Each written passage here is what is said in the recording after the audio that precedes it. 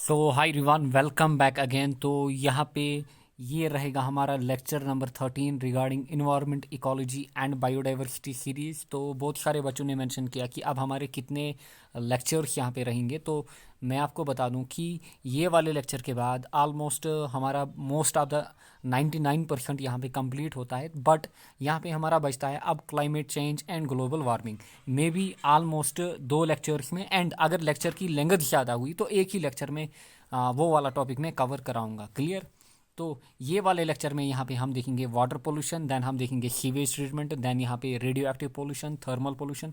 काफ़ी इंपॉर्टेंट है water pollution and sewage treatment, क्योंकि यहाँ पे बच्चे कंफ्यूज होते हैं, उनको समझ नहीं आता है कि बीओडी क्या होता है, डीओ क्या होता है। तो यहाँ पे अच्छे से समझेंगे ये वाले लेक्चर में। एंड जो बच्चे पीडीएफ मांग रहे हैं, you can join our Telegram app, वहाँ पे आपको पीडीएफ मिलेगी। And this is my brief introduction here. तो चलिए यहाँ पे स्टार्ट करते हैं अपने लेक्चर को। वाटर पोल्यूशन की अगर हम बात करें तो वाटर पोल्यूशन होता क्या है? जो नेचुरल वाटर बॉडीज़ होती हैं हमारे पास, लेक हो गए, रिवर हो गए, या फिर एक्वीफर हो गए, या फिर कुछ और सोर्स। क्लियर? तो अगर हम इनकी क्या करें, कंटेमिनेशन, यानी कि इनमें क्या करें हम, मिलावट। अब किन की मिलावट करें? डिफरेंट वेस्ट की मिलावट। क्लियर? लाइक प्लास्टिक हो गए, बोटल्स हो गए, या फिर यहाँ पे सीवेज हो गया फ्रॉम इंडस्ट्री या फिर होम्स। तो इसके कारण क्या होता है? इसके कारण वाटर पोल्यूशन क्रिएट होता है। तो वो जो वाटर है ना, वो हो जाता है कंटेमिनेट, एंड वहाँ पे फिर डिफरेंट इफ़ेक्ट्स अराइज होते हैं। तो देखिए, या फिर हम बोलेंगे जो वाटर होता है इसकी अपनी प्रॉपर्टीज़ होती हैं, फिजिकल, केमिकल एंड बायोलॉजिकल। तो physical, chemical and biological properties जो वाटर की होती हैं, अगर इनमें चेंज देखा जाए तो ये क्या करती है? ये ह्यूमन लाइफ को बैडली इम्पैक्ट करती हैं। तो ये भी कहलाता है वाटर पोल्यूशन। अब सोर्स क्या होते हैं वाटर पोल्यूशन के? तो जो सोर्स होते हैं they are mainly industrial effluents, यानी कि इंडस्ट्रीज से वेस्ट वगैरह, या फिर डोमेस्टिक वेस्ट। क्लियर? या फिर पेस्टिसाइड्स हो गए, इंसेक्टिसाइड्स हो गए, या फिर डिटर्जेंट्स, या फिर फर्टिलाइजर्स हम यूज़ करते हैं कहाँ पे? हमारे खेत खेत वगैरह में। क्लियर? तो ये होते हैं डिफरेंट सोर्स। अब यहाँ पे है direct source and indirect source. जो डायरेक्ट सोर्स होते हैं वो कहाँ से आते हैं? फैक्ट्रीज से आते हैं, या फिर वेस्ट मैनेजमेंट से आते हैं, या फिर डिफरेंट रिफाइनरीज से आते हैं। क्लियर? तो इन चीज़ों को हम कहाँ पे डंप करते हैं? वाटर में। तो वहाँ पे क्या क्रिएट होता है? वहाँ पे पॉल्यूशन क्रिएट होता है। इंडस्ट्रियल सोर्स की अगर हम बात करें तो यहाँ पे इनडायरेक्ट, यहाँ पे इंडस्ट्रियल नहीं है, सॉरी, यहाँ पे है indirect, indirect source. Clear? Indirect.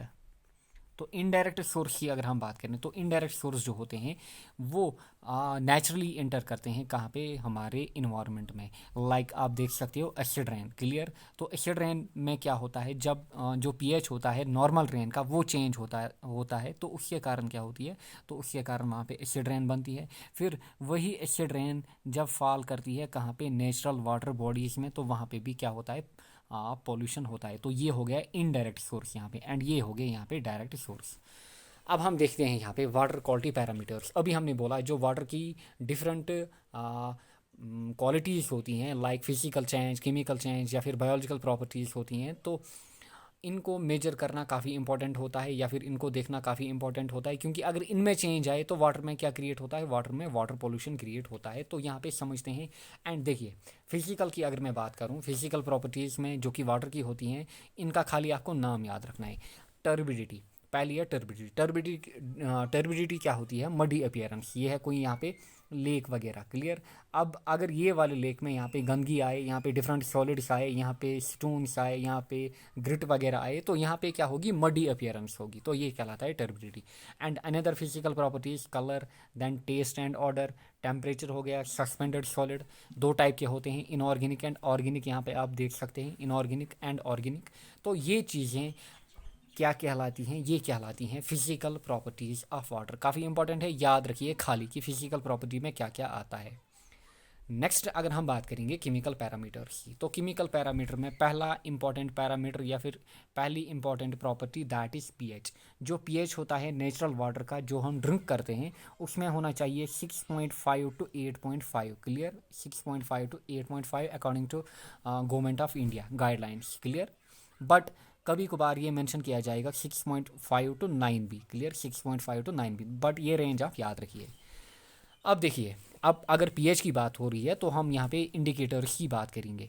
एक होता है फिनोफ्थलीन, दूसरा होता है मीथाइल ऑरेंज। क्लियर, ये है मीथाइल ऑरेंज। यहाँ पे अगर हम फिनोफ्थलीन की बात करें, आपने केमिस्ट्री में पढ़ा होगा, जो फिनोफ्थलीन होता है that is a basic indicator and methyl orange जो होता है it is an acidic indicator. काफ़ी इंपॉर्टेंट है क्योंकि इनको काफ़ी बार पूछा जा चुका है, इसलिए यहाँ पे मैंने मेंशन किया। तो पीएच हो गया 6.5 टू 8.5। नाउ बात करेंगे हम एसिडिटी की, जो कि केमिकल पैरामीटर है। एसिडिटी जो वाटर में इंट्रोड्यूस होती है वो किस कारण होती है, वो होती है CO2 के कारण। तो ये है वाटर। यहाँ पे जब वाटर में यहाँ पे CO2 का कांटेक्ट होता है तो वहाँ पे क्या क्रिएट होती है वाटर में, वहाँ पे वाटर में क्रिएट होती है एसिडिटी। एंड एसिडिटी के कारण क्या होता है, एसिडिटी के कारण जो डिफरेंट पाइप्स है ना जो कि वाटर को कैरी करती है, क्लियर, तो उनमें क्या होता है, कोरोजन होता है, फिर इनकी क्या होती है, बर्स्टिंग होती है। नेक्स्ट प्रॉपर्टी यहाँ पे अल्कलिनिटी। तो अल्कलिनिटी का खाली आपको यहाँ पे नाम याद रखना है कि किस कैटेगरी में आती है। तो it is a chemical property. Then hardness, जो हार्डनेस होती है वाटर में that is mainly due to यहाँ पे ions of calcium and magnesium, यानी कि Ca2 positive and Mg2 positive. Al3 positive भी होता है, बट जो मेजर हार्डनेस देखी जाती है वाटर में तो वो किसके कारण होती है, calcium positive and magnesium positive के कारण।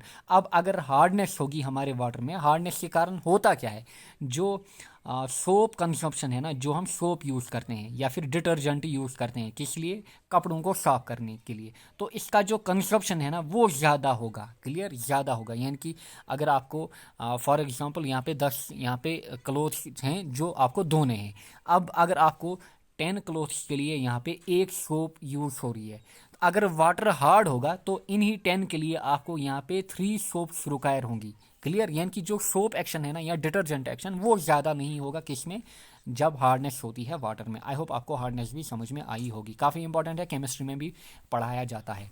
नेक्स्ट है यहाँ पे क्लोराइड्स।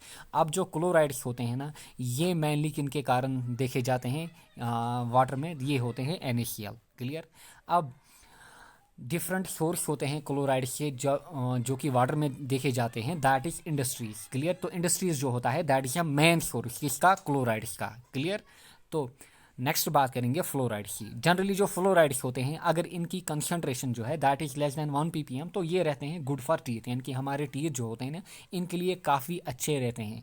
कब, जब इनकी कंसंट्रेशन लेस देन 1 ppm होती है। देखिए टूथ इनेमल की मैं यहाँ पे बात करूँगा, जो टूथ इनेमल होती है it's the hardest substance in human body. याद रखिएगा, काफ़ी बार डिफरेंट पेपर्स में पूछा जा चुका है कि hardest substance in human body, तो दैट इज टूथ इनेमल।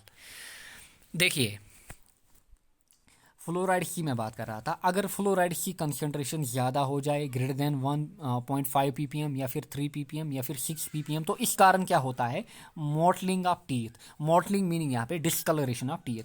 आप देखते हो कि कोई बंदा होता है जो कंटिन्यूसली ब्रश करता है, क्या करता है, कंटिन्यूसली ब्रश, बट उसके जो दांत होते हैं वो शिटल येलो होते हैं या फिर पीले होते हैं।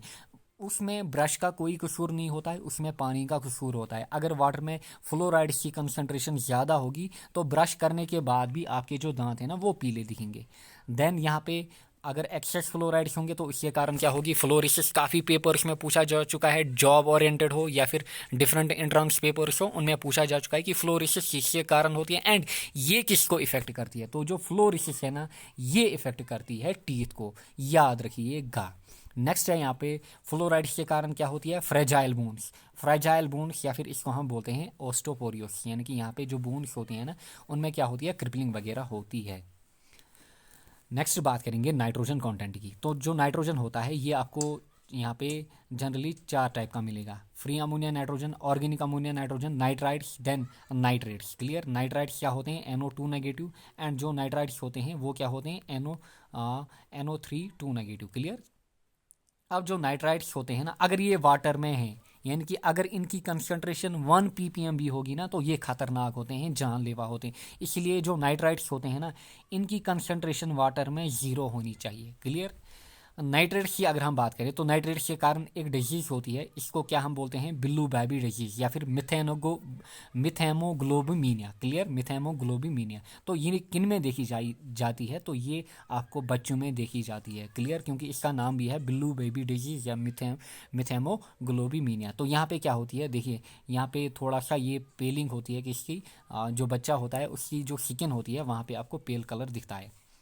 नेक्स्ट, अगर जो नाइट्राइट्स है ना ये एक्सेस हैं वाटर में, तो इसके कारण एक फिनोमिना होती है वाटर में, दैट इज कॉल्ड यूट्रॉफिकेशन, जो हम आगे जाकर इसी लेक्चर में देखेंगे कि यूट्रॉफिकेशन क्या होती है। काफ़ी इंपॉर्टेंट है, बार बार यूट्रॉफिकेशन डिफरेंट पेपर्स में पूछा जाता है। तो ये रहे यहाँ पे क्या, केमिकल पैरामीटर्स। नेक्स्ट है यहाँ पे डिसॉल्व्ड गैस, तो ये भी आएंगे इसी में। अगर हम डिसॉल्व्ड गैस की बात करें, पहला है यहाँ पे CH4, क्लियर, यानी कि मीथेन। तो अगर मीथेन वाटर में है तो मीथेन के कारण क्या होती है, एक्सप्लोसिव प्रॉपर्टी। H2S अगर वाटर में है तो इसके कारण क्या होती है, रॉटन एग या फिर पंजेंट स्मेल। CO2 के कारण एसिडिटी, अभी हमने देखा, या फिर हम बोलेंगे biological activity in water. NH3 जो होता है ना, जो फिशेस होती हैं वाटर में, वो NH3 को बिल्कुल भी टॉलरेट नहीं करती हैं क्योंकि उनकी डेथ होती है। अगर हम टॉक्सिक मेटल्स की बात करें जिनके कारण पोल्यूशन होता है वाटर में, तो इसमें आएगा यहाँ पे लेड आएगा, mercury, arsenic, cadmium, barium and silver यहाँ पे, क्लियर, काफ़ी इंपॉर्टेंट है। अगर हम कैडमियम की बात करें तो कैडमियम के कारण क्या होती है, कैडमियम के कारण किडनी डिजीज होती है। सोडियम के, एंड जो सोडियम होता है ये काफ़ी टॉक्सिक रहता है किन में, किन के लिए ये रहता है, प्लांट्स के लिए, या फिर हार्ट एंड किडनी पेशेंट जो होते हैं ना, उनमें भी सोडियम क्या रहता है, उनमें भी सोडियम खतरनाक रहता है। तो सोडियम की कंसिडरेशन भी जितनी स्पेसिफाई की जाए तो उतनी ही रहनी चाहिए। नेक्स्ट बात करेंगे यहाँ पे कॉपर की। जो कॉपर है ना ये किसको इफेक्ट करता है, ये जो ह्यूमन लंग्स है ना उनको मेनली इफेक्ट करता है, कौन, कॉपर यहाँ पे। एंड देन अगर हम बात करेंगे आयोडीन की, तो आयोडीन हर एक को पता होगा कि आयोडीन में क्या होता है, आयोडीन किसके कारण होता है, आयोडीन मेनली आयोडीन के कारण क्या होता है, गोइटर होता है। लेड के कारण क्या होता है, एनीमिया होता है, या फिर नर्वस सिस्टम को इफेक्ट करता है, या फिर रिप्रोडक्टिव सिस्टम को लेड इफेक्ट करता है। ये चीज़ें काफ़ी इंपॉर्टेंट है, इनको बार बार पूछा जा चुका है। नेक्स्ट बात करेंगे हम यहाँ पे बायोलॉजिकल प्रॉपर्टीज़ की। तो फिजिकल एंड केमिकल को हमने देखा, जितने भी पॉइंट मैंने मेंशन किए हैं उतने ही आपके लिए सफिशेंट रहेंगे। बायोलॉजिकल प्रॉपर्टीज़ में क्या होता है, देखिए, जनरली जो पैथोजेनिक बैक्टीरिया होते हैं कहाँ पे, वाटर में। वाटर में क्या होते हैं, पैथोजेनिक बैक्टीरिया, जो मैंने यहाँ पे बिल्लू से बनाए। तो इन पैथोजेनिक बैक्टीरिया के कारण डिजीज क्रिएट होती हैं। अब होता क्या है, अब वाटर में कुछ नॉन पैथोजेनिक बैक्टीरिया भी होते हैं जो मैंने यहाँ पे रेड से बनाए। तो हम क्या करते हैं, जो पैथोजेनिक बैक्टीरिया होते हैं ना, जो मैंने यहाँ बिल्लू से डिनोट किए, तो इनको काउंट करना काफ़ी मुश्किल होता है। तो हम क्या करते हैं, हम जनरली जो नॉन पैथोजेनिक बैक्टीरिया है ना इनको फाइंड आउट करते हैं बाय यूजिंग वेरियस टेक्निक्स, जो कि टेस्ट यहाँ पे मैंने मेंशन किए हैं। तो इनको फाइंड आउट करते हैं हम, फिर हमें पता चलता है कि यहाँ पे पैथोजेनिक बैक्टीरिया कितने हैं एंड कौन से हैं। तो जो नॉन पैथोजेनिक बैक्टीरिया होता है तो उसको हम बोलते हैं कोलीफॉर्म। ये होता है non pathogenic bacteria. It is bacillus, bacillus meaning इसकी जो शेप होती है that is rod like, and ये क्या लीव करता है, ये लीव करता है रेड स्टेन, यानी कि ये होता है ग्राम नेगेटिव, क्लियर। तो कोलीफॉर्म में एक और ग्रुप होता है, कोलीफॉर्म के डिफरेंट टाइप होते हैं, बट हमारे लिए जो इंपॉर्टेंट होता है दैट इज फेशियल कोलीफॉर्म या फिर इकोलाई, क्लियर। ये जो इकोलाई है ना ये कहाँ पे रहती है, ये रहती है जनरली जो ह्यूमन्स होते हैं ना या फिर एनिमल्स होते हैं ना उनके इंटेस्टाइन में रहती है, जनरली कहाँ पे, ह्यूमन में, क्लियर। एंड फिर यही जब फीसिस से कहाँ पे जाती है, कहाँ पे, वाटर में जाती है, तो ये बनती है एक इंडिकेटर किसका, वाटर पोल्यूशन का। तो ये चीज़ें याद रखिए। नेक्स्ट है यहाँ पे इफेक्ट्स ऑफ वाटर पोल्यूशन। पहला, डिजीज क्रिएट होती हैं। नेक्स्ट यहाँ पे यूट्रॉफिकेशन, जो हम आगे देखेंगे यूट्रॉफिकेशन क्या होती है। फिर डिस्ट्रक्शन ऑफ इकोसिस्टम होगा, क्योंकि अगर ये है यहाँ पे कोई लेक वगैरह तो यहाँ पे डिफरेंट प्लांट्स होंगे, फाइटोप्लैंक्टन, जू प्लैंक्टन, फिशेस यहाँ पे होंगे। तो अगर यहाँ पे पोल्यूशन क्रिएट होगा तो इनकी क्या होगी, डिस्ट्रक्शन होगी, यानी कि इकोसिस्टम यहाँ पे लेक का खराब होगा, या फिर जो फूड चेन यहाँ पे बनेगी वो टोटली यहाँ पे डिस्टर्ब होगी। तो these are effects of water pollution. Let me take water first. Next है यहाँ पे डिजीज।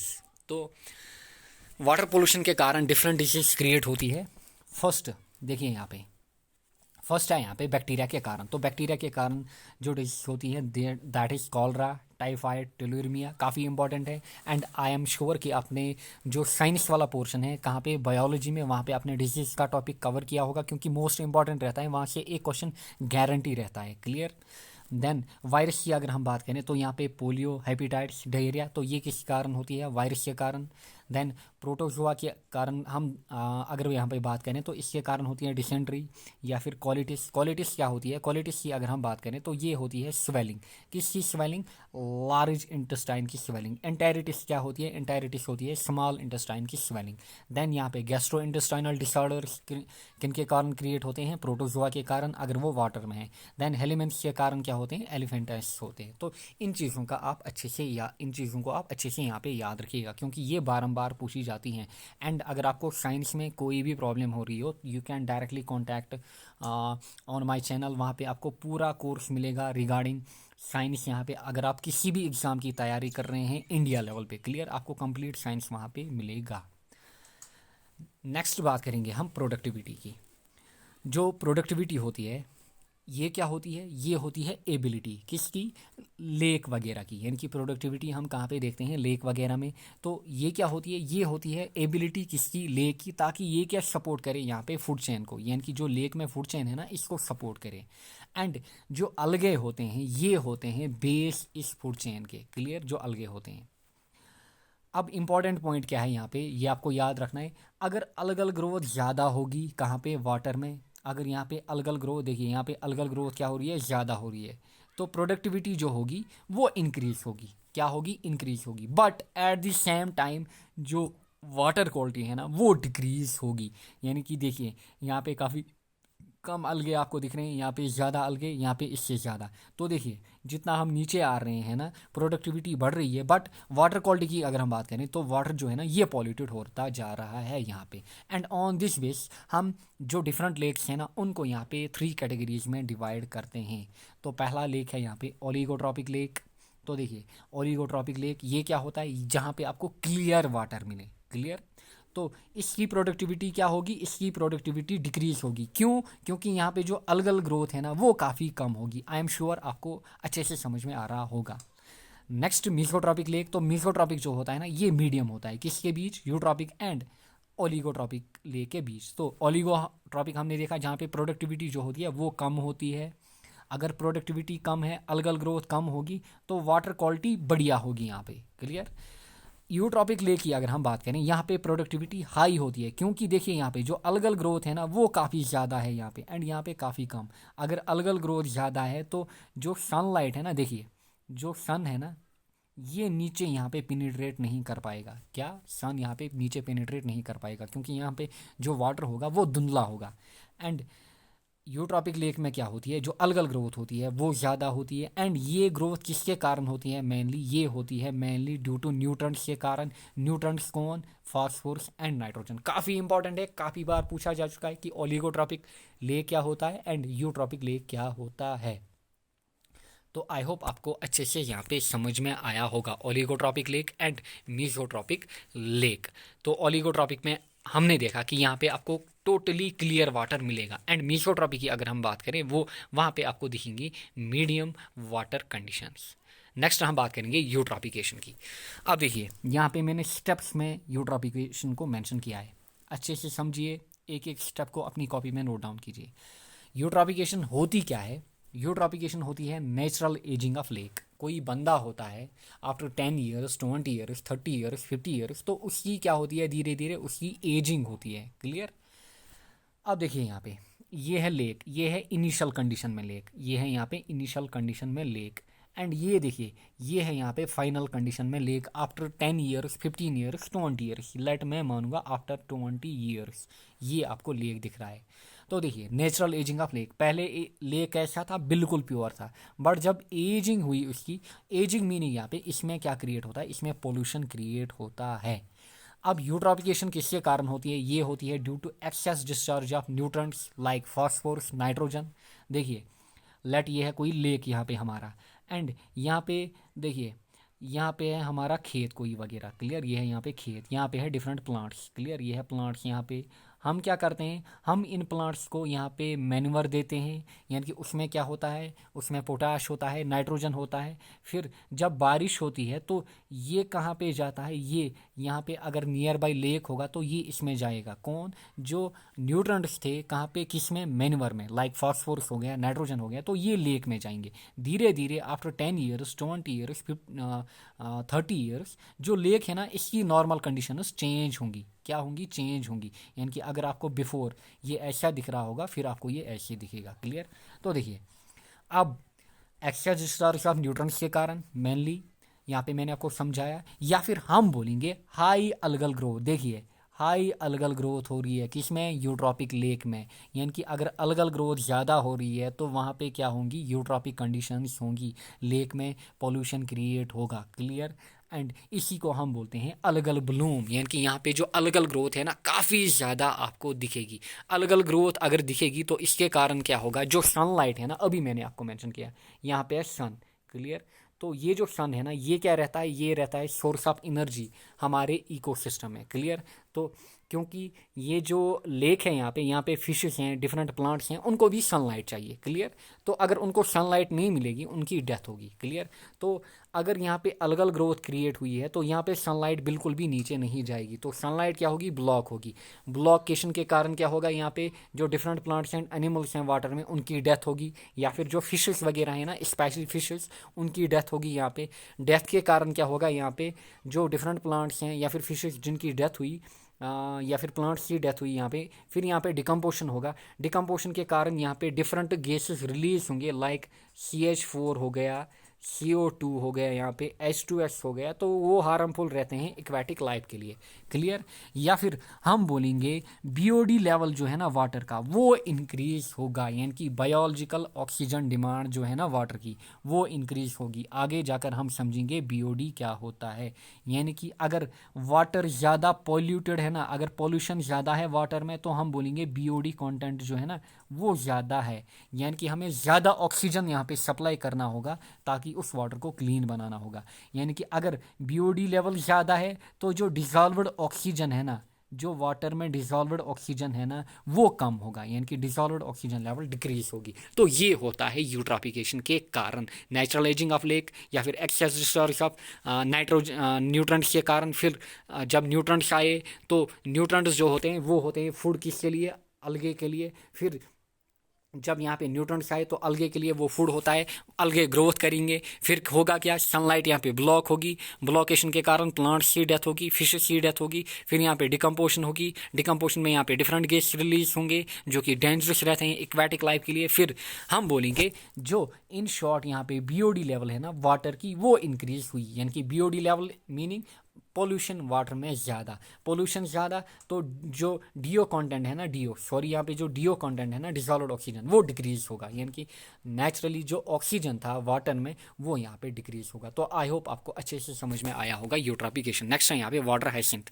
तो ये एक वीड है, एक्वेटिक वीड, जो कि गवर्नमेंट ने लाई थी ताकि हम क्या करें, जो नेचुरल बॉडीज़ है ना, वाटर बॉडीज़, इनको क्लीन करें। बट इसके कारण क्या हुआ है, ये एक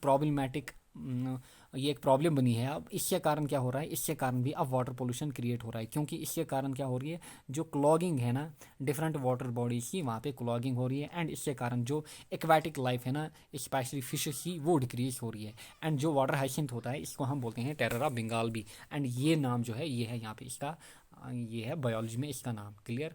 इकोर्निया क्रैसीपाइस, याद रखिए। नेक्स्ट है यहाँ पे bio indicators of water pollution.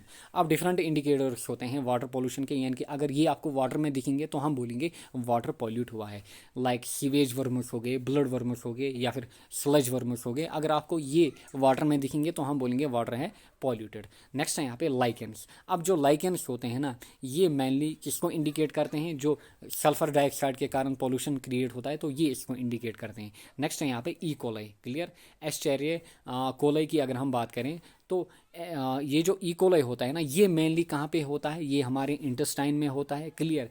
And अगर ये आपको वाटर में दिखेगा तो ये क्या इंडिकेट करेगा, ये इंडिकेट करेगा फेशियल कंटेमिनेशन। यानी कि जो फीसेस वगैरह है ना, जो हमारे वेस्ट प्रोडक्ट होते हैं ह्यूमंस के, एनिमल्स के, तो ये इसको इंडिकेट करेगा। तो इसके कारण क्या होगा, पोल्यूशन होगा। तो आई होप आपको जो वाटर पोल्यूशन है ना ये अच्छे से समझ में आया होगा। नेक्स्ट हम बात करेंगे सीवेज ट्रीटमेंट की। क्लियर? अब देखिए सीवेज, सीवेज होता क्या है? सीवेज होता है एक टाइप का वेस्ट वाटर। क्लियर? अगर आपने सारे लेक्चर्स देखे हैं, बार बार मैंने सीवेज का जिक्र किया है। तो जो सीवेज होता है ये होता है एक टाइप का वेस्ट वाटर, जो कि कहाँ पे निकलता है? हमारे घर वगैरह। देखिए ये है हमारी लोकेलिटी या फिर हमारे घर।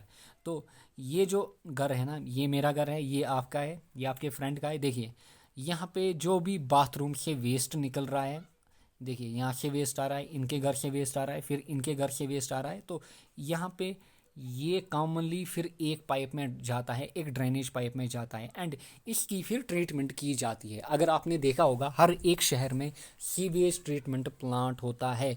एंड ये जो वेस्ट्स निकलते हैं फ्रॉम आवर बाथरूम, यानी कि ट्रंच वगैरह से जो वेस्ट्स निकलते हैं, इनकी ट्रीटमेंट की जाती है। इनको ऐसे ही खुले नहीं छोड़ा जाता है। क्लियर? इनकी ट्रीटमेंट की जाती है, स्पेशली कहाँ पे? सिटीज़ की अगर हम बात करें। क्लियर? तो वहाँ पे एक कॉमन ड्रेनेज सिस्टम होता है, फिर इसमें जाता है, फिर वहाँ से उसकी ट्रीटमेंट स्टार्ट होती है। बिल्कुल प्रॉपर ट्रीटमेंट की जाती है। एंड ये जो सीवेज ट्रीटमेंट है ना, ये आपको जनरली कहाँ पे मिलेगा? ये आपको सिविल इंजीनियरिंग में मिलेगी। ऑलमोस्ट 5 या 6 मंथ्स का कोर्स होता है। बट यहाँ पे आपको मैं ब्रीफली 3 या 4 पेजेस में समझाऊंगा, जो भी आपके लिए इंपॉर्टेंट है। जितने भी क्वेश्चन मैंने देखे हैं डिफरेंट एग्जाम्स में, staff selection, RRB, JKPSC, NEET वगैरह में, तो यहाँ पे हम कराएंगे आपको। क्लियर? तो देखिए सीवेज क्या होता है? फिर वेस्ट वाटर। क्लियर? अब इसमें क्या होते हैं? अनवांटेड मटेरियल, जो कि हार्मफुल रहते हैं किसके लिए? हमारे इन्वायरमेंट में। अगर इनको हम करेंगे डिस्पोज या लेफ्ट करेंगे विदाउट ट्रीटिंग, यानी कि जो वेस्ट निकल रहा है हमारे बाथरूम वगैरह से। क्लियर? यह बाथरूम, यहाँ पे ट्रंच वगैरह, तो यहाँ से जो वेस्ट निकल रहा है, अगर इसको हम ऐसे ही छोड़े तो इसके कारण क्या होगा? डिफरेंट डिजीज क्रिएट होंगी या फिर ये प्रॉब्लमेटिक बनेगा। तो इनको ट्रीट करना होता है। क्या करना होता है? ट्रीट। एंड ये कहाँ पे हम करते हैं? सीवेज ट्रीटमेंट प्लांट में।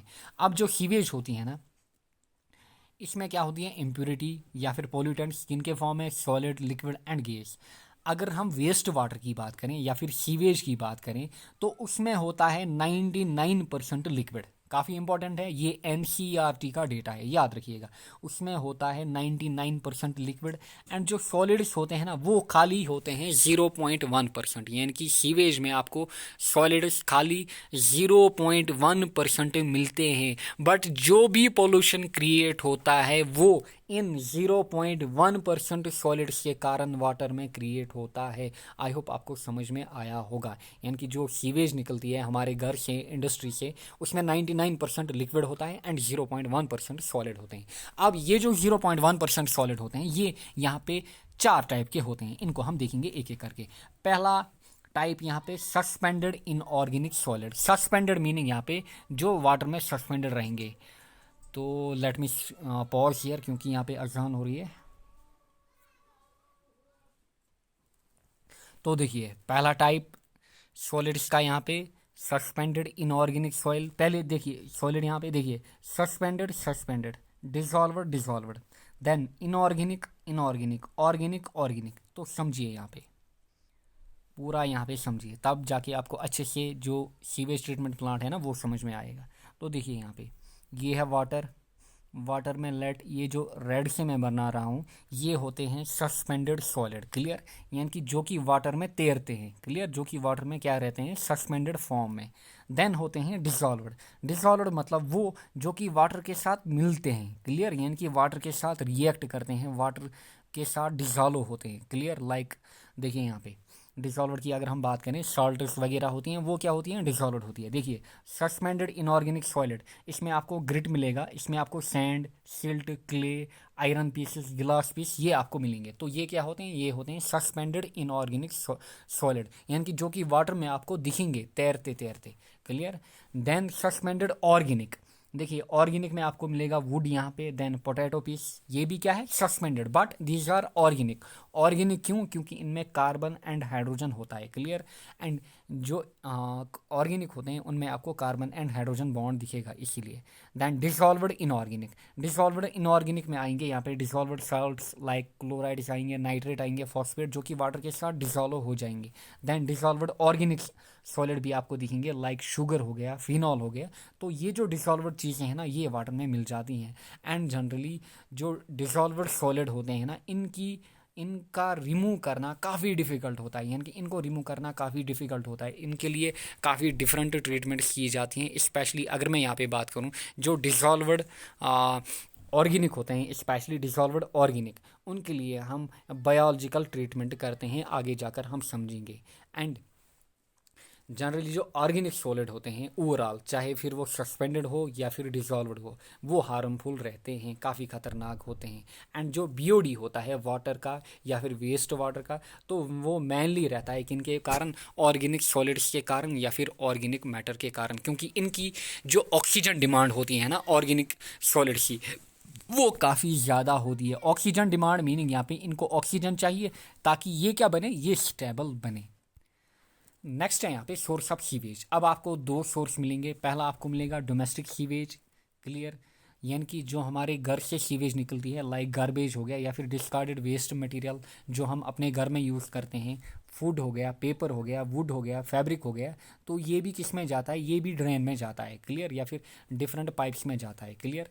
देन अगर हम इंडस्ट्रियल सीवेज की बात करें, तो इंडस्ट्रियल सीवेज जो कि इंडस्ट्री से निकलेगा, फैक्ट्री से निकलेगा, तो यहाँ पे आपको मेनली नॉन बायोडिग्रेडेबल वेस्ट मिलेंगे। एंड यहाँ पे आपको मेनली दोनों मिलेंगे, बट मेनली आपको ज़्यादा यहाँ पे कहाँ पे, डोमेस्टिक सीवेज में आपको बायोडिग्रेडेबल मिलेंगे। लाइक यहाँ पे आपको प्लास्टिक मिलेगा, बोटल्स मिलेंगे, क्लियर, कहाँ पे, इंडस्ट्रियल सीवेज में। एंड यहीं पे आपको different chemicals, fertiliser, phenol, oil, ये भी आपको कहाँ पे मिलेंगे, इंडस्ट्रियल सीवेज में। नेक्स्ट है यहाँ पे सीवेज ट्रीटमेंट प्लांट। अब यहाँ पे समझिए, अभी आपको मैंने मेंशन किया, देखिए ये हमारा घर है, तो हमारे घर की जो बाथरूम की पाइप है ना वेस्ट की, यानी कि कमोड वाली, तो वो कनेक्टेड रहती है यहाँ पे। फिर एक और घर होगा, यहाँ पे कनेक्टेड रहेगा, एक और घर का यहाँ पे कनेक्ट रहेगा, एक और घर का यहाँ पे कनेक्ट रहेगा, यहाँ पे एक और घर का यहाँ पे। फिर इनके लिए एक कॉमन पाइप होती है, क्लियर, यानी कि एक कॉमन ड्रेन होती है जो इनको कैरी करती है। जनरली सिटीज़ में होता है, गाँवों में आपको ऐसा नहीं दिखेगा, क्योंकि वहाँ पे आपको सेपरेट ट्रंच हर एक घर में दिखेगा, क्लियर। तो देखिए फिर यहाँ पे ये जो सीवेज है ना, अभी हमने मेंशन किया कि सीवेज में क्या क्या होते हैं, सस्पेंडेड सॉलिड, डिसॉल्व्ड सॉलिड, काफ़ी चीज़ें होती हैं, क्लियर। एंड ये जो पाइप्स होती हैं ना, ये काफ़ी लॉन्ग होती हैं, ये पेन स्टॉक्स होती हैं, क्लियर, काफ़ी बड़ी बड़ी पाइपें होती है, क्लियर। फिर ये कहाँ पे जाती हैं, फिर ये सीवेज ट्रीटमेंट प्लांट में इंटर करती हैं। कौन, सीवेज यहाँ पे। अब देखिए, अब जब इस सीवेज ने किधर इंटर किया, सीवेज ट्रीटमेंट प्लांट में, तो यहाँ पे पहले क्या लगाया जाता है, जो पहला ऑपरेशन यहाँ पे किया जाता है, तो दैट इज स्क्रीनिंग। अब यहाँ पे स्क्रीन लगी हुई होती है। स्क्रीन क्यों लगी हुई होती है, देखिए स्क्रीनिंग में मेन होता है, अच्छे से यहाँ पे समझिए, स्क्रीनिंग में जो भी लार्ज फ्लोटिंग मटेरियल आते हैं, लार्ज फ्लोटिंग मटेरियल, लेट कोई मरा हुआ जानवर आया, क्लियर, या फिर वुड आया, क्लियर, यानी कि वुड के लॉग आए यहाँ पे, तो अगर वो हमारे प्लांट में इंटर करेंगे तो वो डिस्ट्रॉय करेंगे हमारी टैंकी वगैरह को, क्लियर। ये क्या होती हैं, ये टैंकी होती हैं, क्लियर। तो देखिए यहाँ पे स्क्रीन लगाई जाती है, बड़ी बड़ी जाली लगाई जाती है, अराउंड 10, अगर मैं बात करूँ अराउंड यहाँ पे 50 मीटर जाली बड़ी लगाई जाती है, या फिर 10 to 20 मीटर जाली, कहीं पे छोटी जाली आपको दिखेगी, डिपेंडिंग अपॉन दी ऑपरेशन वहाँ पे, क्लियर। तो इन चीज़ों को वहीं पे पकड़ा जाता है, फिर इनको कहीं पे डंप किया जाता है, क्लियर। तो ये हो गए large floating inorganic and organic, चाहे इनऑर्गेनिक हो या फिर ऑर्गेनिक हो, इनको कहाँ पे पकड़ा जाता है, स्क्रीनिंग में, क्लियर।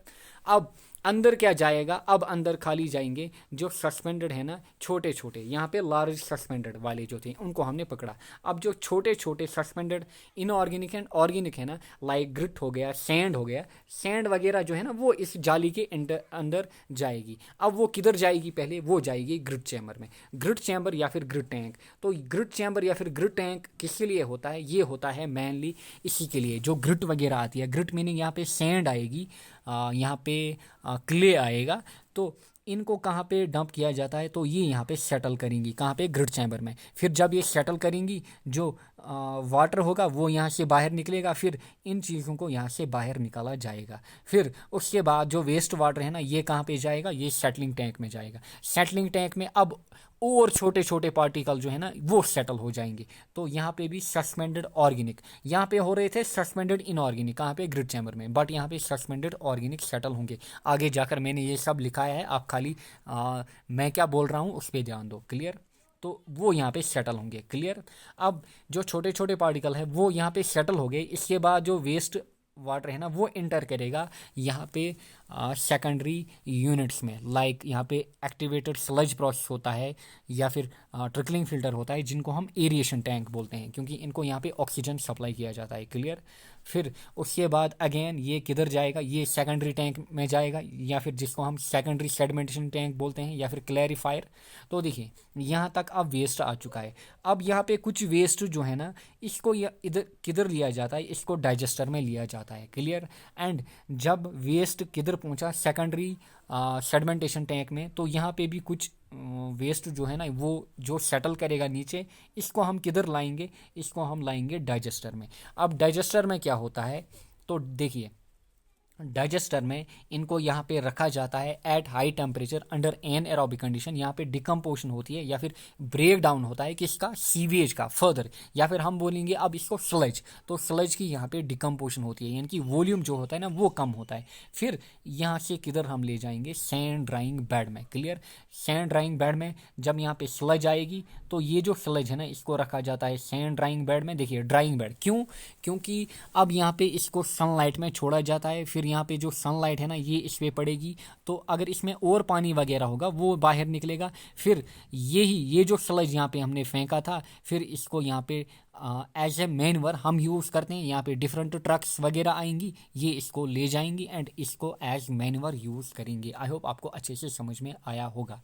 तो यहाँ तक हम पहुँचे। अब देखिए जब हम क्लैरिफायर में थे या फिर सेकेंडरी सेडिमेंटेशन टैंक में थे, तो यहाँ से अब इफ्यूलेंट जा रहा था, इफ्यूलेंट। क्लियर। यानी कि जो ट्रीटेड वाटर था या फिर ट्रीटेड वेस्ट वाटर था वो यहाँ से जाएगा एंड इसको हम ट्रीटेड वेस्ट वाटर को हम कहीं पे डंप करेंगे। अब इस ट्रीटेड वाटर को हम कहाँ पे डंप करेंगे, किसी लेक में या फिर किसी पॉन्ड में, पॉन्ड रिवर में। क्लियर। पॉन्ड रिवर वगैरह या फिर कोई भी वाटर बॉडी हो या स्पेशली रिवर्स में हम इसको डंप करेंगे। क्लियर। फिर ये जाके कहाँ पे गिरेगी, रिवर में। अब देखिए या तो हम डायरेक्टली रिवर में ले जाएंगे या फिर अगर कहीं जगह वाटर की स्कैरसिटी हो, क्या हो, वाटर की स्कैरसिटी यानी कि वाटर की कमी हो, स्पेशली हम जो फॉरेन कंट्रीज हैं ना वाटर, वहाँ पे वाटर की काफ़ी डिमांड होती है। क्लियर। तो वहाँ पे क्या किया जाता है, जब सेकेंडरी सेडिमेंटेशन टैंक है ना, इंडिया में हम जनरली नेक्स्ट स्टेप नहीं करते हैं। हम जब सेकेंडरी सेटलिंग टैंक से वेस्ट निकला, अब ये इसकी ट्रीटमेंट अच्छे से हुई है, इसको हम ले जाएंगे, अब कहाँ पे डंप करेंगे, रिवर में डंप करेंगे। क्लियर। बट होता क्या है, जो फॉरेन में होते हैं तो वहाँ पे क्या किया जाता है, इसको फर्दर लिया जाता है कहाँ पे, एक और टैंक में, एंड वहाँ पे इसको इन्फेक्टेंट दिया जाता है, लाइक ओजोन हो गया, या फिर इसकी क्लोरीनेशन की जाती है। क्लियर। फिर यही वाटर पीने के लिए जाता है। क्लियर। या फिर ये किधर जाता है, फिर यही रिटर्न आएगा कहाँ पे, हमारे घर में। तो देखिए जो वाटर हमारे बाथरूम से जा रहा था वही हम फिर पीते हैं। क्लियर। ये होता है जो आप पीते हैं ना वाटर, ये यही होता है। क्लियर। बट इसमें काफ़ी ट्रीटमेंट की जाती है। क्लियर। बट स्पेशली इंडिया में ये नहीं होता है।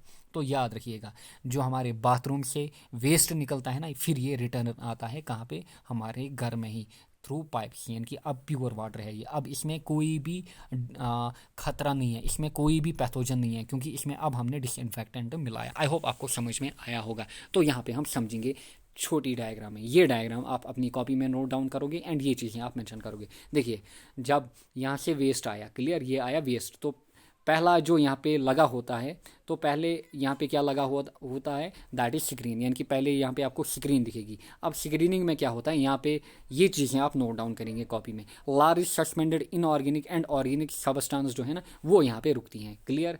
या फिर लार्ज फ्लोटिंग मटीरियल। फिर इसके बाद वेस्ट वाटर किधर जाएगा, ग्रिड चैम्बर में।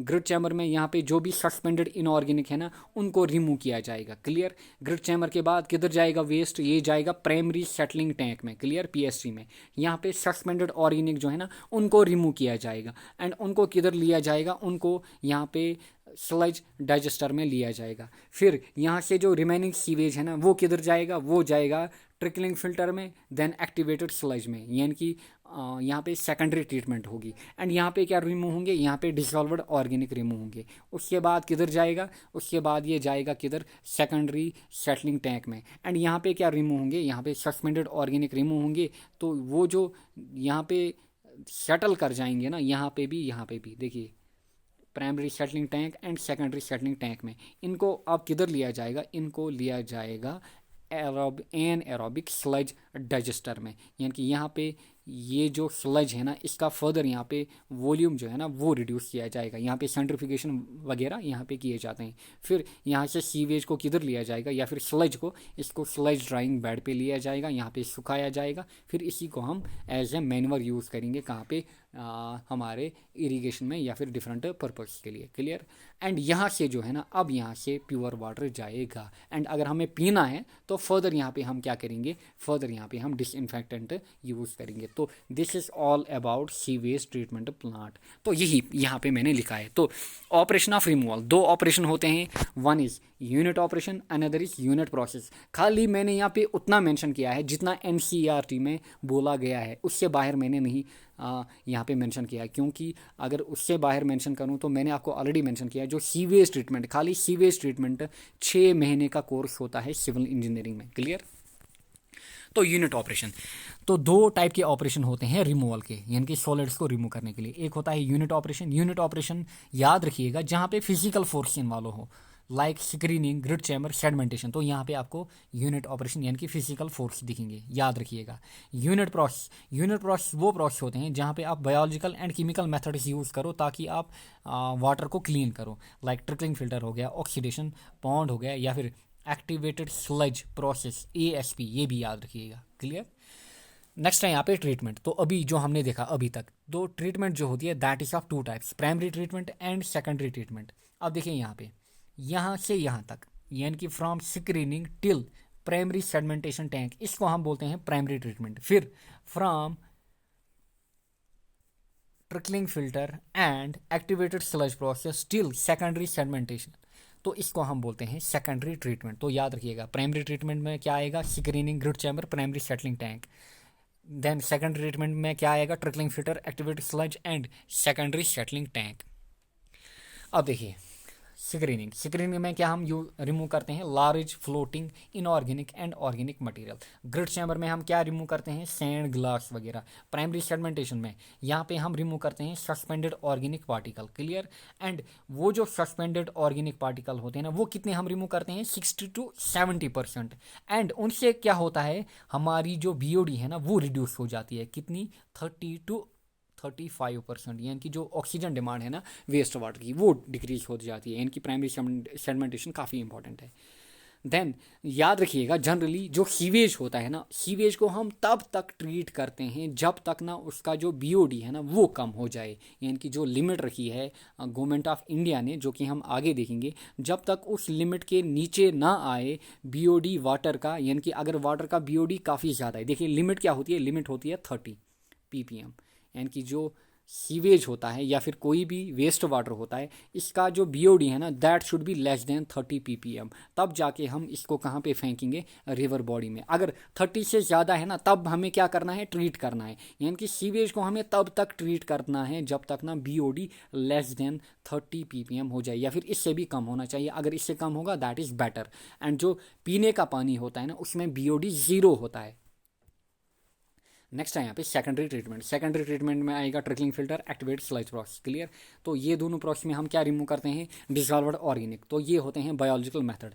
जो ट्रिकलिंग फिल्टर होता है ये होता है अटैच कल्चर, क्योंकि यहाँ पे बैक्टीरिया वगैरह उनको यूज़ किया जाता है। फिर बैक्टीरिया जो होता है ना ये अटैच करता है अपने अपने साथ जो भी यहाँ पे गंदगी होती है ना इसको अटैच करता है, फिर यहाँ पे सेटलिंग वगैरह होती है, उतना आपको जानना नहीं है। एक्टिवेटेड स्लज प्रोसेस की अगर हम बात करें तो यहाँ पे सीवेज एंड इंडस्ट्रियल वेस्ट जो होते हैं ना उनको ट्रीट किया जाता है using air and biological floc. Clear. जो कि बनी हुई होती है बैक्टीरिया एंड अलगे की। क्लियर। तो जो फ्लॉक्स वगैरह होती है ना वो बनती है, फिर उनके साथ जो वेस्ट वगैरह है ना वो टाइड अप हो जाता है, फिर इनकी सेटलिंग वगैरह होती है। क्लियर। देन यहाँ पे सस्पेंडेड, ये होता है सस्पेंडेड कल्चर। कौन, ESP, क्योंकि यहाँ पे सस्पेंशन होता है यानी कि नीचे आ जाता है, बट ये होता है अटैच कल्चर, यहाँ पे अटैचड रहते हैं। देन जनरली अगर हम ASP की बात करें तो ये होता है एरोबिक हिट, यहाँ पे जो माइक्रो ऑर्गेनिज्म पाए जाते हैं they are aerobic heterotrophic microorganism. Then यहाँ पे सेकेंडरी सेटलिंग टैंक। तो सेकेंडरी सेटलिंग टैंक देखिए यहाँ पे, अब हम कहाँ पे पहुँचे, एरिएशन टैंक, यानी कि एरिएशन टैंक में क्या क्या आता है, activated sludge process and trickling filter. अब इसके बाद हम किधर पहुँचे, हम पहुँचे सेकेंडरी सेटलिंग टैंक या यहाँ पे क्लैरिफायर में। तो यहाँ पे जनरली जो डेड बैक्टीरिया वगैरह है ना वो यहाँ पे सेटल करते हैं, क्लियर। फिर हम इस सीवेज को किधर ले जाते हैं, डाइजेस्टर में, क्लियर। फिर डाइजेस्टर से सीधा किधर, यहाँ पे स्लज ड्राइंग बेड में। एंड फर्दर अगर हमें अब टेरिशरी ट्रीटमेंट करनी है, टेरिशरी ट्रीटमेंट में आएगा यहाँ पे डिसइंफेक्ट, यानी कि अगर हमें वाटर को क्या करना है, अगर हमें ये वाटर जो सीवेज का था जिसकी हमने ट्रीटमेंट की, अब अगर इसी को हमें पीने के लिए यूज़ करना है, क्लियर। यानी कि जो फीसेस वगैरह थे उनको हमने रिमूव किया, अब ये क्लीन हो चुका है। अब अगर फर्दर इसको पीने के लिए यूज़ करना है तो हम यहाँ पे डिसइंफेक्टेंट यूज़ करेंगे। एंड जनरली ये इंडिया में नहीं किया जाता है, बाकी कंट्रीज़ में किया जाता है, क्योंकि ये जो डिसइंफेक्टेंट यूज़ करना होता है ये काफ़ी कॉस्टली होता है, क्लियर। एंड यहाँ पे हम क्या करते हैं, डिसइंफेक्शन करते हैं। अब देखिए डिसइंफेक्शन, क्योंकि ये जो टॉपिक, ये जो पॉइंट यहाँ पे मैंने मेंशन किए हैं इनको भी पूछा जा चुका है, क्लियर। डिसइंफेक्शन में क्या होता है, यहाँ पे जो डिजीज काजिंग बैक्टीरिया होते हैं ना उनकी किलिंग की जाती है, उनको मारा जाता है, क्लियर। अब कैसे मारा जाता है, या तो हम वाटर में क्या देंगे, आयोडीन ब्रोमीन, या फिर KMnO4 देंगे, या फिर लाइम देंगे, या फिर UV रेज देंगे, या फिर ओजोन अप्लाई करेंगे, या फिर क्लोरीन एंड क्लोरो अमाइंस हम यूज़ करेंगे। एंड जो लास्ट वन होता है दैट इज़ क्लोरीन, ये काफ़ी इंपॉर्टेंट होता है। एंड अगर वार वगैरह है ना, अगर वार वगैरह में क्या होता है, देखिए अगर किसी कंट्री में वार चल रहा है, क्या चल रहा है, वार चल रहा है, तो वार के कारण क्या होता है, वहाँ पे धुआं वगैरह, तो ईयर जो है ना वो ईयर की क्वालिटी काफ़ी डिक्रीज होती है। फिर वही धुआं किधर जाता है, फिर जब बारिश पड़ती है तो जो वाटर होता है ना वो पूरा कंटेमिनेटेड होता है, क्लियर। तो जो वाटर है ना वो आपको ब्लैकिश दिखेगा, क्या दिखेगा, ब्लैकिश दिखेगा। तो क्लोरीनेशन, अगर वारफेयर चल रहा है तो यहाँ पे खाली एक ही ट्रीटमेंट हमें देनी है, दैट इज़ क्लोरीनेशन, बाकी कोई भी ट्रीटमेंट हमें नहीं करनी है। तो इसलिए क्लोरीनेशन काफ़ी इंपॉर्टेंट होती है एंड ये लास्ट ट्रीटमेंट दी जाती है, क्लियर। आई होप आपको अच्छे से समझ में आया होगा। नेक्स्ट है यहाँ पे स्लज रजिस्टर। देखिए अब स्लज रजिस्टर में क्या होता है, ये भी NCERT में मेंशन किया हुआ है।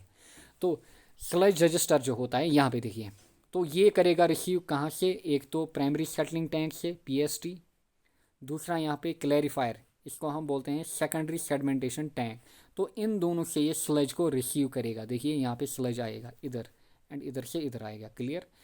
एंड ये क्या करता है, work under anaerobic condition, यानी कि यहाँ पे ईयर वगैरह अवेलेबल नहीं होता है, क्लियर। एंड यहाँ पे क्या प्रोड्यूस होता है, यहाँ पे बायोगैस प्रोड्यूस होता है by anaerobic breakdown और digestion of biomass. Biomass meaning जो स्लज वगैरह यहाँ पे आया।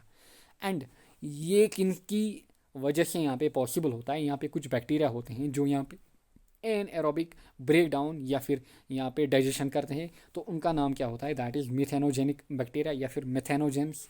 Example is Methanobacterium, clear. ये NCERT में मेंशन किए गए हैं, तो ये रहते हैं। तो बायोगैस होता क्या है, एक्चुअली बायोगैस जो होता है ना, यहाँ पे अब बायोगैस बनेगा, यहाँ पे चैम्बर वगैरह होता है, ऊपर से यहाँ पे गैस रिलीज होता है तो उसको कलेक्ट किया जाता है फिर, क्लियर।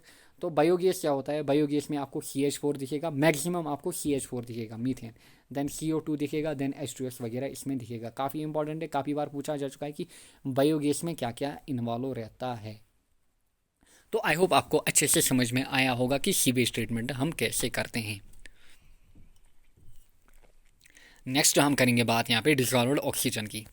जो डिसॉल्व्ड ऑक्सीजन होता है ये होता है relative measure of amount of oxygen dissolved in water, यानी कि वाटर में कितना ऑक्सीजन यहाँ पे डिसॉल्व्ड है उसको हम बोलते हैं डिसॉल्व्ड ऑक्सीजन। जनरली जो सोर्स होता है that is reaeration and algal photosynthesis. देखिए ये है कोई लेक या फिर वाटर बॉडी वगैरह, यहाँ पे देखिए, यहाँ पे मैं आपको समझाऊंगा। अब ये जो वाटर बॉडी है ना, ये है वाटर, जो मैंने यहाँ पे ब्लू से बनाया, ये है वाटर। तो बाहर क्या होगा, CO2। तो CO2 का कांटेक्ट होगा किसके साथ, यहाँ पे CO2 या फिर ऑक्सीजन होगा बाहर। तो इनका कांटेक्ट किधर होगा, ऊपर की लेयर के साथ, यानी कि ऊपर जो वाटर की लेयर होगी इसके साथ यहाँ पे ऑक्सीजन का कांटेक्ट होगा यहाँ पे। तो इसके कारण क्या होगा, ये जो ऑक्सीजन है ना ये इंटर करेगा वाटर बॉडी में, तो इसको हम बोलेंगे डिसॉल्व्ड ऑक्सीजन। या फिर यहाँ पे अलगे वगैरह होंगे नीचे, कहाँ पे, वाटर बॉडी में, यहाँ पे अलगे होते हैं ना। तो ये जो अलगे हैं ना ये क्या करते हैं, ये फोटोसिंथेसिस करते हैं, क्या करते हैं, फोटोसिंथेसिस करते हैं।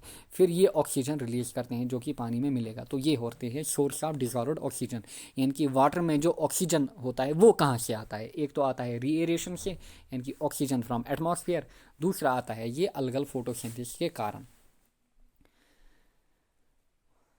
देखिए जो ट्रीटेड सीवेज होता है, क्लियर, यानी कि जो हमने यहाँ पे सीवेज जो है ना जिसको हमने ट्रीट किया, यहाँ पे जिसको हमने ट्रीट किया, तो इसमें क्या होते हैं, ऑर्गेनिक सॉलिड्स होते हैं। क्लियर। देखिए यहाँ पे समझिए, ये वाली डायग्राम में मैंने आपको मेंशन किया कि इंडिया में हम ये वाला स्टेप नहीं करते हैं। हम यहाँ से डायरेक्ट सीवेज को अब किधर ले जाएंगे, किसी वाटर बॉडी में फेंकेंगे। क्या फेंकेंगे, वाटर बॉडी में। यहाँ पे देखिए ये जो सीवेज आ रही है ना, ये किधर आ रही है, ये वाटर बॉडी में जा रही है। क्लियर।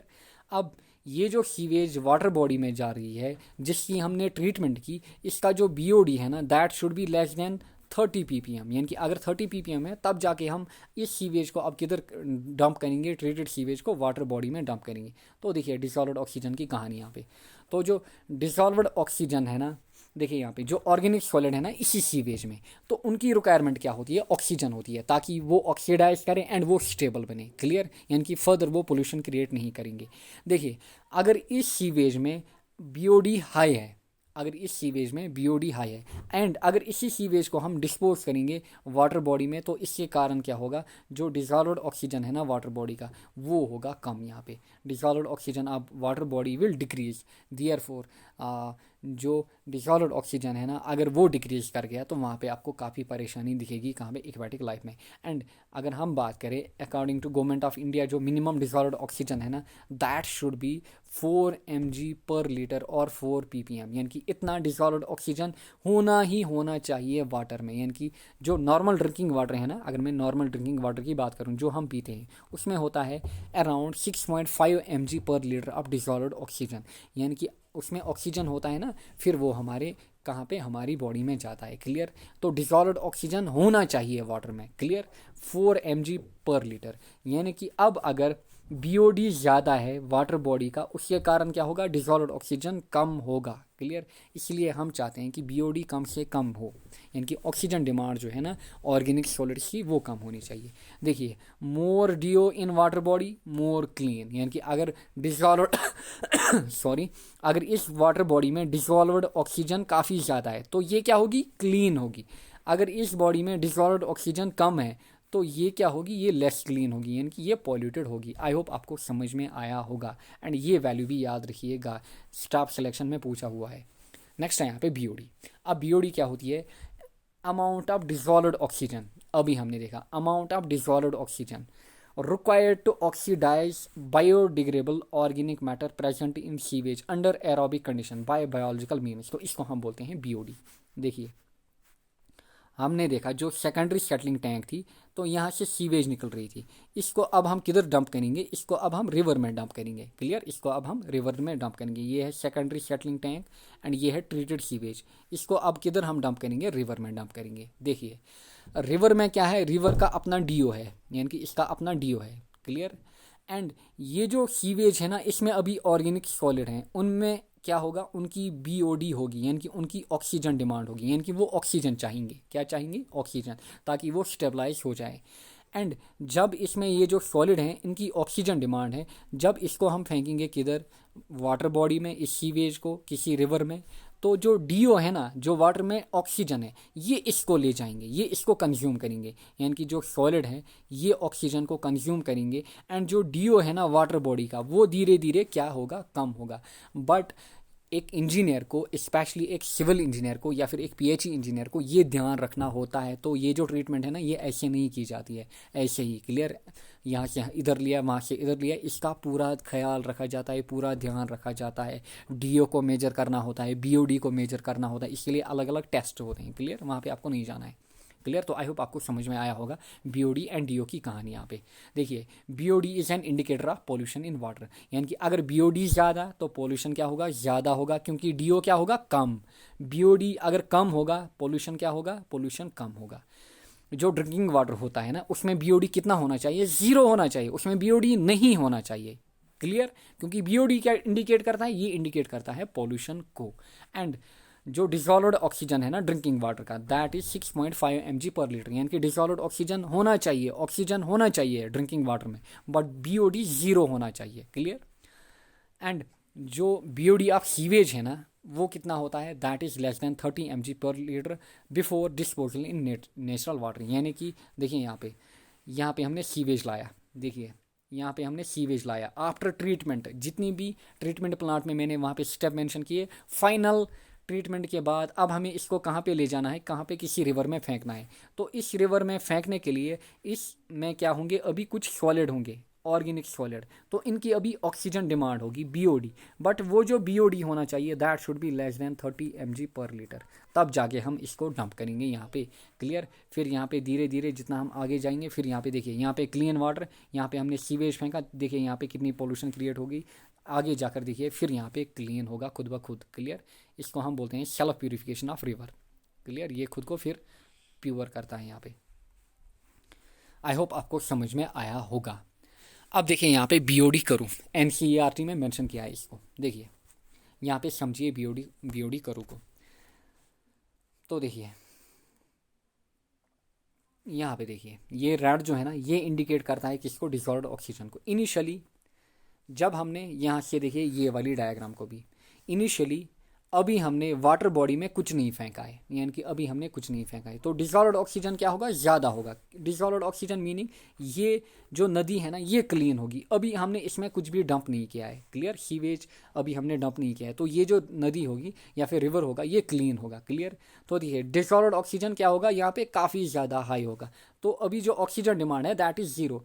फिर जब हमने यहाँ पे वेस्ट को डंप किया, देखिए अब हमने वेस्ट को यहाँ पे फेंका, देखिए ब्लैक कलर जो आपको दिख रहा है, तो जो डिसॉल्व्ड ऑक्सीजन है ना ये धीरे धीरे कम होगा, एंड जो बीओडी है ना ये इंक्रीज होगा। बीओडी क्या होगा, इंक्रीज, यानी कि इसमें जो सॉलिड वगैरह थे, सॉलिड, अब ये जो सॉलिड जब वाटर के साथ मिले तो वाटर का डीओ ये ले जाएंगे, यानी कि डिसॉल्व्ड ऑक्सीजन यहाँ पे कंज्यूम करेंगे, यानी कि ऑक्सीजन यूज़ करेंगे ताकि ये स्टेबलाइज हो जाए। एंड धीरे धीरे जब ये आगे आगे जाएंगे, आगे जाकर यहाँ पे जो सीवेज है ना वो अब प्योर होगी, यानी कि सीवेज मीनिंग यहाँ पे ये जो नदी रिवर है, यहाँ पे ये जो सीवेज है ये इसमें डिस्पर्स हो जाएगी, एंड ये रिवर आपको फिर से क्लीन यहाँ पे दिखेगा। तो यही इंडिकेट करता है। तो इनिशियली डिसॉल्व्ड ऑक्सीजन काफ़ी ज़्यादा, जब हम बीओडी मिलाते हैं तो बीओडी की अपोजिट बिल्कुल यहाँ पे जो डीओ है ना वो फॉल करता है इनिशियली। फिर जब बीओडी कम हुआ, धीरे धीरे जितना हम आगे जाएंगे स्ट्रीम में, तो जो डिसॉल्व्ड ऑक्सीजन है ना वो बढ़ता जाएगा। आई होप आपको अच्छे से समझ में आया होगा।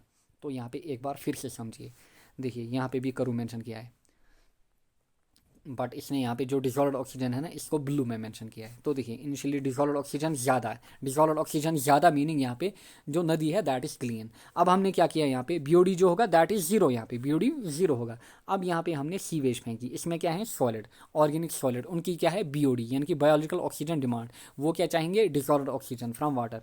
अब देखिए यहाँ पे जैसे ही हमने इधर फेंका तो यहाँ पे गंदगी यहाँ पे वगैरह दिखी आपको। एंड इवन यहाँ पे इसमें डिफरेंट जोन बनते हैं, decomposition zone, septic zone, recovery zone, clean zone, यानी कि फिर आपको अब आगे जाकर क्लीन वाटर दिखेगा। देखिए यहाँ पे फिशेस की डेथ होती है, जैसे ही हमने यहाँ पे डंप किया ना वेस्ट को, तो यहाँ पे फिशेस वगैरह जो हैं इनकी डेथ होती है। क्लियर।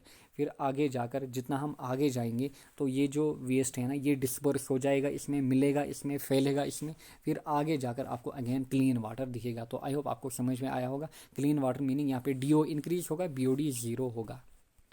तो ये था फंडा सीवेज ट्रीटमेंट का। नेक्स्ट है यहाँ पे रेडियो एक्टिव पोल्यूशन।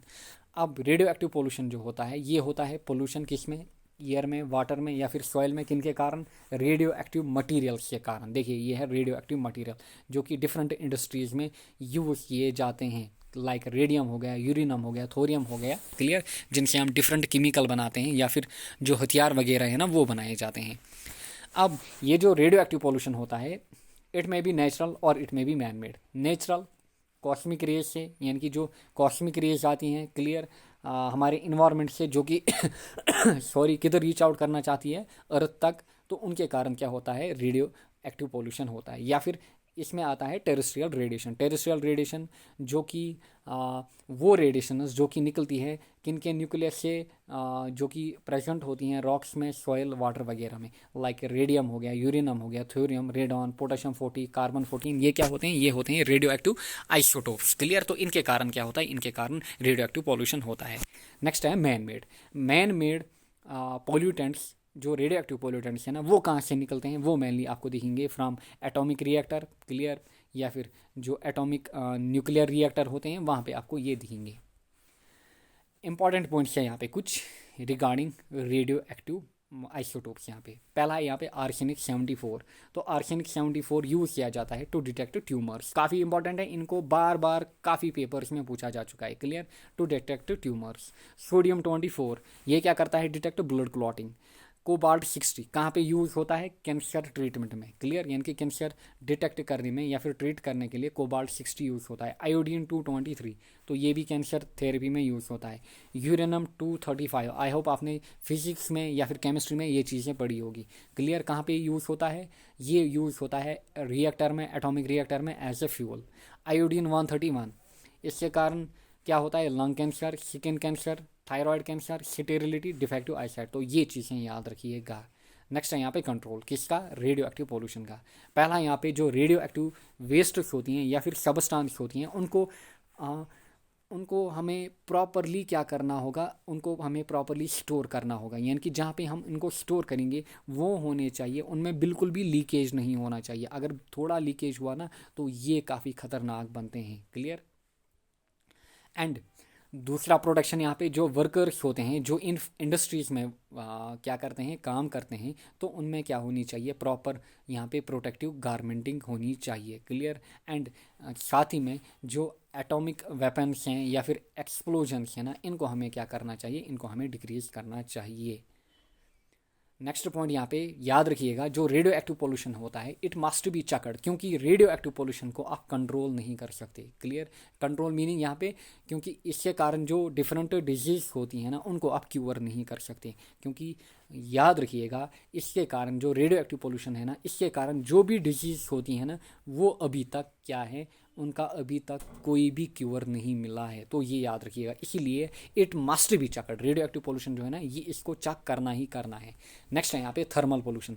अब थर्मल पोल्यूशन क्या होता है, देखिए यहाँ पे ये है यहाँ पे कोई thermal power plant. Thermal pollution होता है rise in temperature of year या फिर वाटर बॉडी। क्लियर, ये है ईयर यहाँ पे, ये है वाटर बॉडी। क्लियर, किसके कारण, due to heat produced from various source like thermal power plant. यहाँ पे हीट प्रोड्यूस होगी यहाँ, या फिर यहाँ पे जो मटेरियल निकलेंगे उनके साथ हीट एसोसिएट होगी अगर उनको हम डंप करेंगे वाटर में, तो इसके कारण क्या होता है, थर्मल पोल्यूशन क्रिएट होता है।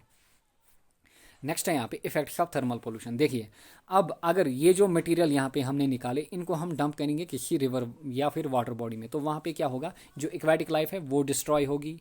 क्लियर, क्योंकि इनमें क्या होती है, इनमें काफ़ी ज़्यादा हीट होगी। तो जब इनमें हीट होगी तो जो बीओडी कंटेंट है ना वाटर का वो इंक्रीज हो जाएगा, इनकी पोल्यूशन इंक्रीज हो जाएगा। एंड डिसॉल्व्ड ऑक्सीजन क्या होगा, कम यहाँ पे, इनकी oxygen depletion increase, fishes die, plant death वगैरह, फूड चेन, इन सब की क्या होगी यहाँ पे डिस्टर्बेंस होगी। आई होप आपको समझ में आया होगा। अदर इफेक्ट्स क्या हैं थर्मल पोल्यूशन के, it can cause cancer and burn defects. यानी कि अगर यहाँ से आप पानी पियेंगे या फिर ये वाला ईयर आप पियेंगे तो यहाँ से कैंसर होने के चांस ज़्यादा है एंड बर्न डिफेक्ट्स होंगे। क्लियर, तो ये भी याद रखिएगा। नेक्स्ट है यहाँ पे कंट्रोल मेजर्स। खाली आपको नाम यहाँ पे याद रखने हैं कंट्रोल मेजर्स में। पहला यहाँ पे कूलिंग टावर, देखें यहाँ पे ये है कूलिंग टावर यहाँ पे। क्लियर, क्योंकि यहाँ पे मैंने मेंशन किया कि यहाँ पे हॉट एयर या फिर हॉट वेस्ट वगैरह निकलते हैं तो उनको हम पास करते हैं किन में, कूलिंग टावर्स में, फिर उनकी यहाँ पे कूलिंग वगैरह होती है, then you can dump them. Then spray towers. Spray towers में क्या होता है, यहाँ पे ये जो वेस्ट्स वगैरह है ना इनको स्प्रे किया जाता है। देखिए ये है नोजल, यहाँ पे इनको स्प्रे किया जाता है विथ वाटर वगैरह, तब जाके ये कूल हो जाते हैं। नेक्स्ट है यहाँ पे कूलिंग पॉन्ड। कूलिंग पॉन्ड में क्या किया जाता है, ये जो वेस्ट वगैरह है ना इनको छोड़ा जाता है कूलिंग पॉन्ड में, फिर यहाँ पे इनकी क्या होती है, नेचुरल कूलिंग होती है। तो मेनली आपको याद रखना है थर्मल पोल्यूशन में यहाँ पे हीट इन्वॉल्व होती है। तो आई होप आपको ये वाला टॉपिक अच्छे से समझ में आया होगा। Sorry, let me take water first, फिर हम देखेंगे यहाँ पे ये वाले टॉपिक के रिलेटेड आए हुए क्वेश्चन। आप देखिए पहला क्वेश्चन यहाँ पे, which of the following organism found in human waste cause water pollution. तो वाटर पोल्यूशन जो होता है ना वहाँ पे हम इंडिकेटर, मैंने बोला था आपको मेंशन किया था, तो वो किसको हम करते हैं, कोलीफॉर्म बैक्टीरिया को, स्पेशली ई कोलाई को। Clear, then which of the following is indicator of pollution in water, oxygen, hydrogen, nitrogen, BOD. तो बीओडी जो होता है that is indicator of pollution, क्योंकि अगर बीओडी ज़्यादा, पोल्यूशन ज़्यादा, बीओडी ज़्यादा, क्लियर, दैट मीन्स पोल्यूशन ज़्यादा, तो दैट मीन्स जो डिसॉल्व्ड ऑक्सीजन होगा वाटर बॉडी का वो कम होगा। Bacteria and micro organisms present in the water will cause digest in humans and animals. तो इसके कारण क्या होगा, जो इंटेस्टाइनल ट्रैक्ट है ना, वहाँ पे डिसीज होंगे। किनके कारण? जो bacteria and micro organism present होते हैं वाटर में, वो काज करते हैं different intestinal disease. Next, digestion is an important requirement of aquatic life. तो एक्वेटिक लाइफ की इंपॉर्टेंट रिक्वायरमेंट क्या होती है? That is dissolved oxygen. Clear? क्योंकि अगर डिसॉल्व्ड ऑक्सीजन कम होगा तो वो किसके कारण कम होगा? अगर बीओडी ज़्यादा होगा। क्लियर? तो उसके कारण क्या होगा? एक्वेटिक लाइफ जो है ना वो डिस्टर्ब हो जाएगी। Which of the following disease are due to polluted water. तो कौन सी डिजीज यहाँ पे पॉल्यूटेड वाटर के कारण है यहाँ पे? तो देखिए, गार्डियसिस, डेंगू, एमोबाइसिस, टाइफाइड। तो अगर हम यहाँ पे बात करें तो जो गार्डियस है ना ये होती है, एमोबाइस भी होती है, देन अगर हम टाइफाइड की बात करें तो ये भी होती है। तो ऑप्शन ही यहाँ पे हमारा करेक्ट रहेगा। The natural ageing of lake. तो नेचुरल एजिंग ऑफ लेक किसको हम बोलते हैं? यूट्रॉफिकेशन को बोलते हैं। Next, the permissible limit of pH for portable water. तो पोर्टेबल वाटर में कितना पीएच होना चाहिए? 6.5 टू 8.5, बट यहाँ पे 8.5 ऑप्शन नहीं है, तो 6.5 टू 9 भी चलेगा। विच of the following is physical parameter of lake. तो फिजिकल पैरामीटर ऑफ लेक या फिर वाटर बॉडी आपको बताना है। फिजिकल पैरामीटर कौन सा है यहाँ पे? BOD, pH, hardness, turbidity. तो टर्बिडिटी जो होता है that is physical parameter. BOD, pH, hardness ये क्या है? ये है chemical parameter. This certain parts of water bodies contain more number of algae. This is because. Clear? यानी कि अलगे का होना ये किसके कारण होता है? Due to favourable environment? No, due to excess nutrients in water. तो ये किसके कारण होता है? Due to excess nutrients in water. यानी कि न्यूट्रंट्स मीनिंग जो फॉस्फोरस होता है, नाइट्रोजन होता है, इनके कारण क्या होती है? इनके कारण यूट्रॉफिकेशन होती है। यूट्रॉफिकेशन मीनिंग अलगल ग्रोथ काफ़ी ज़्यादा होती है, यानी कि अलगल ब्लूमिंग होती है। तो अगर आपको दोनों ऑप्शन दिए जाएँ, फॉस्फोरस या नाइट्रोजन, तो फॉस्फोरस टिक करके आइएगा। नेक्स्ट है यहाँ पे, BOD is an indicator of which pollution? Air, noise, aquatic environment, thermal pollution. तो ये रहता है किसका इंडिकेटर? इक्वेटिक। इक्वेटिक मीनिंग यहाँ पे वाटर पोल्यूशन का। Next, what is the main reason for thermal pollution? तो थर्मल पोल्यूशन का हमें यहाँ पे मेन रीजन देखना है। Increase in temperature of earth, increase in chemical यहाँ पे contents in water, hot water released by power plant industries. तो थर्मल पोल्यूशन में मैंने आपको मेंशन किया कि ये रिलेटेड टू हीट है। Clear? Which of the following is not a control measure for thermal pollution? यहाँ पे कौन सा कंट्रोल मेजर नहीं है थर्मल पोल्यूशन में? कूलिंग पॉन्ड बिल्कुल है, स्प्रे टावर बिल्कुल है, कूलिंग टावर बिल्कुल है। जो स्लज एस्टर है ना ये नहीं है, क्योंकि स्लज एस्टर हमने कहाँ पे देखा? ये हमने देखा सीवेज ट्रीटमेंट में। क्लियर? जहाँ से हम स्लज लेते हैं from PST and SST. Clear? Next, the effect of thermal pollution on aquatic life is that. तो एक्वेटिक लाइफ पे क्या इफेक्ट है थर्मल पोल्यूशन का? Dissolved oxygen of stream increase? No, dissolved oxygen of stream decrease. तो DO जो होगा वो fall करेगा। Clear? Next, which of the following radioactive isotope is used to detect blood clots? तो blood clotting के लिए किस आइसोटोप को यूज किया जाता है? That is sodium. Which of the following radio activity element is used in cancer therapy? तो cancer therapy में हम किसको यूज़ करते हैं? तो कैंसर थेरेपी में हम यहाँ पे रेडियम को यूज़ करते हैं। तो आई होप आपको अच्छे से समझ में आया होगा ये वाला टॉपिक। जितने भी पोल्यूशन के टॉपिक थे उनको हमने कंप्लीट किया है। यहाँ पे आगे जाकर हम लाएंगे आपके लिए ग्लोबल वार्मिंग वाला टॉपिक, एंड साथ ही में फिर हम लाएंगे अगर टाइम मिला तो एक मैराथन सेशन लाएंगे जहाँ पे अराउंड 200 MCQs ऑफ इन्वायरमेंट हम आपके लिए लाएंगे। Till then take care, bye bye.